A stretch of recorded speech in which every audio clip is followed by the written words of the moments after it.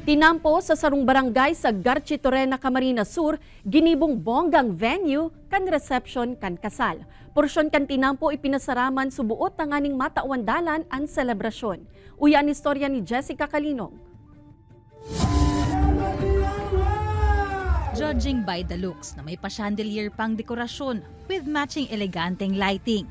Same daw ang lugar na ini, hotel, function hall o mamahaling events place. None of the above sigon sa newlywed couple na sinda Annalyn asin Neron Cepeda.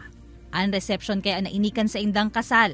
Sa tinampo sana sa luwas kan harong kan bride sa barangay Pambuhan, Garchitorena, Camarines Sur. Bali, nagpaano po kami kapitan, then kinaulay mi din po si mga nagpapasahero po na itong mga tricycle, then si mga tao po na iyaon po na maapektaran po kasi kasal. Kasi sabi po nila, okay man lang po kasi once in a lifetime man lang po si kasal. Pagbuhan nga sa mga tao doon, siyempre, imbitado man sinda, kasal ni. Then naalin ninda, so mismong design, duman mismo sa barangay mi is arog ka ito. Gano'n siya hotel, baka ganyan grande. Nagtausubot nin peg an mag-agom sa bet nindang disenyo kan reception. Asin pigpaubaya na ninda ini sa mga kamot kan sa indang organizer na si Lorimar.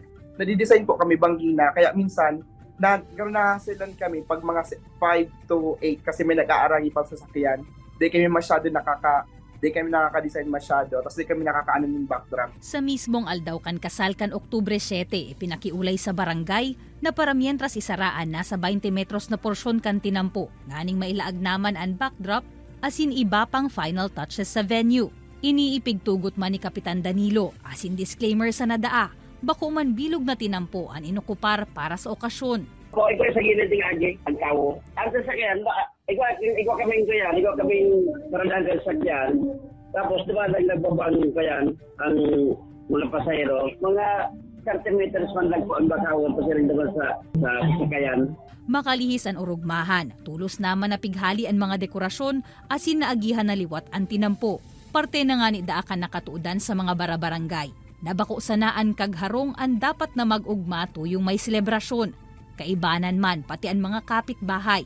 Kaya ang handa kung may okasyon, syertong abot. Hasta sa luwas kan harong.